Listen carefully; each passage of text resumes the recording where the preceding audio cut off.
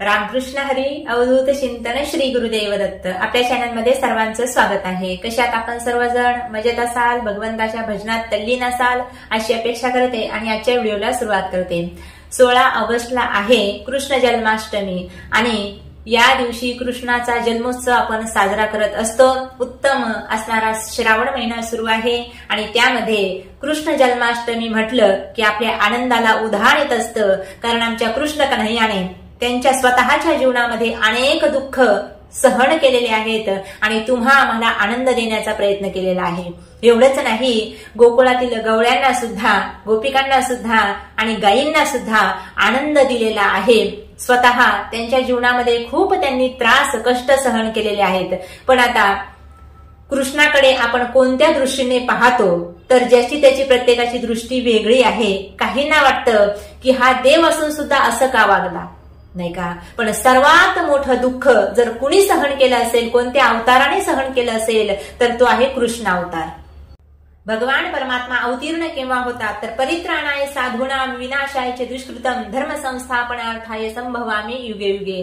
ज्यावेळी सत्य हे मागं पडत असतं आणि असत्य हे पुढे जात असतं, धर्माला ग्लानी येते, तेव्हा भगवंताचा अवतार होत असतो. तर सुंदर असा कृष्ण जन्माष्टमीचा दिवस 16 तारखेला आहे.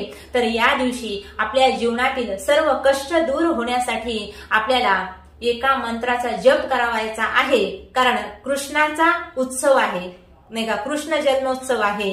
तर कृष्ण कन्हैयाने सर्वांना प्रेम दिलेलं आहे.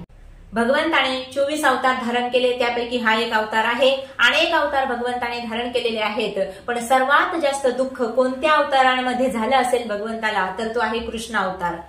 दुःख झालं पण हे कुणाला कळू दिलं नाही आणि सर्वांना सुख वाटण्याचा प्रयत्न गोपाळ कृष्णाने या अवतारामध्ये केलेला आहे. गायी असतील, गोपाळ असतील, सवंगडी असतील, गवळणी असतील, सर्वांवरती प्रेमाचा वर्षाव केलेला आहे आणि आपल्या जीवनातील दुःख झाकून ठेवण्याचा प्रयत्न केलेला आहे. तुम्ही म्हणाल कृष्णाच्या जीवनात कसलं दुःख होतं? पहा ना, जगाचा मालक चालक होता तरी सुद्धा कुठे जन्माला आला? एका बंदीखान्यामध्ये जन्माला आला, जेलमध्ये जन्म झाला. जगाचा बाप होता, नाही का. बरं, आला, जन्माला आल्यानंतर सुद्धा तिथे राहिला नाही, लगेच आई वडिलांचा वियोग सहन करावा लागला.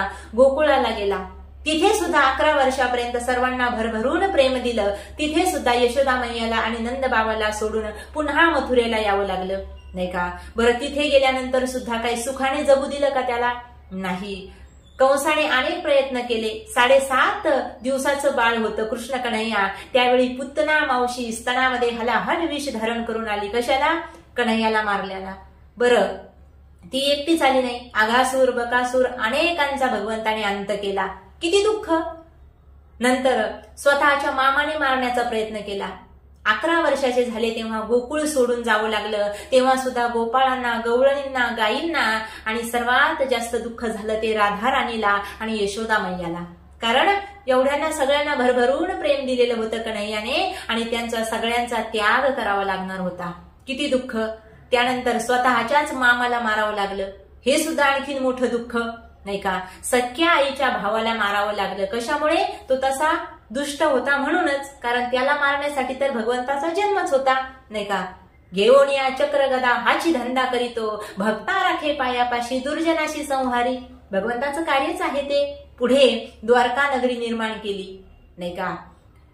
त्या राधा राणीवरती इतकं प्रेम होतं तरी सुद्धा राधा राणीचं आणि कन्हैयाचं लग्न का नाही झालं तर यामध्ये अनेक लोक शंका कुशंका आणतात. तर राधा राणी आणि भगवान गोपाल कृष्ण हे एकच आहेत आणि लग्न हे दोघांचं होत असतं, म्हणून दोघही एकच आहेत. राधा असेल किंवा कृष्ण असेल यांच्यामध्ये कुठल्याही प्रकारचा भेदभाव नाही, म्हणून दोघांचं लग्न झालं नाही.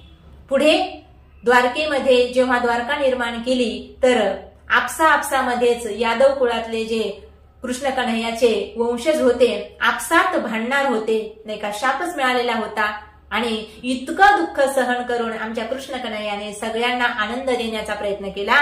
तर त्या कृष्णाचं नामस्मरण केल्यानंतर आमच्या जीवनात सुद्धा किती आनंद येतो हे जर तुम्हाला बघायचं असेल तर कृष्ण जन्माष्टमीच्या दिवशी म्हणजेच 16 तारखेला तुम्ही 10 ते 12 या वेळामध्ये एका महामंत्राचा जर जप केला तर तुमच्या जीवनातील ज्या अडचणी आहेत त्या अडचणी दूर व्हायला लागणार आहेत. म्हणजे तुमच्या जीवनात अडचणीच राहणार नाहीत आणि तुमचं जीवन जर अशांत असेल, तुमच्या जीवनात शांतीच भेटत नसेल तुम्हाला, तर नक्की ही सेवा नक्कीच तुम्ही करायलाच हवी. ज्यांच्या जीवनामध्ये खूप सारं दुःख भरलेलं आहे, काहींचं जीवन जर आपण बघितलं तर सगळं जीवन त्यांचं दुःखाने भरलेलं असतं आणि त्याच्यामध्ये आनंद शोधण्याचा ते प्रयत्न करतात, पण या संसारामध्ये कुठेही आनंद मिळणार नाही. तुम्ही कितीही प्रयत्न केला तरी हा संसार जो आहे दुःखरूप आहे, नाही का, दुःख बांधवडी आहे हा संसार, सुखाचा विचार नाही कोठे.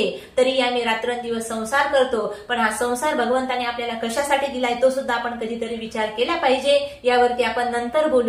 पण तुम्हाला तुमच्या जीवनामध्ये जर शांती, नाही का, शांतता प्राप्त करायची असेल, तुमचं मन जर अशांत असेल, तर कालाष्टमीच्या दिवशी, कृष्ण कन्हैयाच्या जन्मोत्सवाच्या दिवशी 10 ते 12 या वेळामध्ये तुम्हाला एका महामंत्राचा जप करावायचा आहे. मंत्र आहे हरे राम राम राम हरे हरे, हरे कृष्णा कृष्णा कृष्णा हरे हरे. हा जो मंत्र आहे अतिशय म्हणायला सोपा आहे, अतिशय दुर्लभ आहे, अतिशय दिव्य आहे. हा कृष्ण कन्हैयाचा महामंत्र मानला जातो आणि याचा जर जप तुम्ही अष्टमीच्या दिवशी रात्री 10 ते 12 या वेळेत जर केला तर तुमच्या जीवनामध्ये कसलीही चिंता असेल, नाही का, चिंतने तद्रुपता, तुम्ही जर त्या भगवंताचं या दिवशी चिंतन केलं, नाही का, हा नामजप जर केला तर भगवान गोपाल कृष्ण तुमची चिंता केल्याशिवाय राहणार नाही. म्हणून तुमच्या जीवनातील चिंता दूर होण्यासाठी, तुमच्या जीवनामध्ये आनंद येण्यासाठी, तुम्हाला सुख प्राप्त होण्यासाठी या महामंत्राचा जप आजपर्यंत तुम्ही जर 2 तास केला नसेल, बरेच जण अनेक प्रकारचा जप करतात, हा सनातन धर्मातला महामंत्र आहे. याचा जर तुम्ही या कालाष्टमीच्या दिवशी 10 ते 12 म्हणजे 2 तास जर जप केला, एकाग्रतेने जर जप केला आणि तुमचं जे अंतकरणातील जो भाव आहे, नाही का, तुमची जी भावना आहे भगवान गोपाल कृष्णापर्यंत जर पोहोचली तर अनेकांनी या मंत्राचा अनुभव घेतलेला आहे. तुम्ही सुद्धा घेऊन पहा, तुमच्या जीवनामध्ये स्थिरता यायला लागेल, तसेच शांती, सुख, समृद्धी आणि तुमच्या जीवनात आनंद निर्माण होईल. अतिशय सुंदर आणि सोपी सेवा आहे, काहीच करायचं नाही.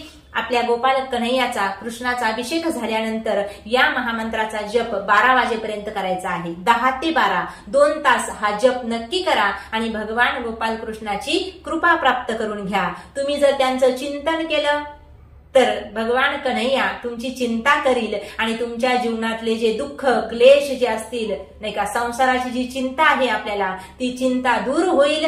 फक्त तुम्ही त्या कन्हैयाचं चिंतन करून पहा आणि काय तुम्हाला अनुभव आला तो सुद्धा मला कमेंटद्वारे नक्की सांगा. राम कृष्ण हरी. अवधूत चिंतन. श्री गुरुदेव दत्त.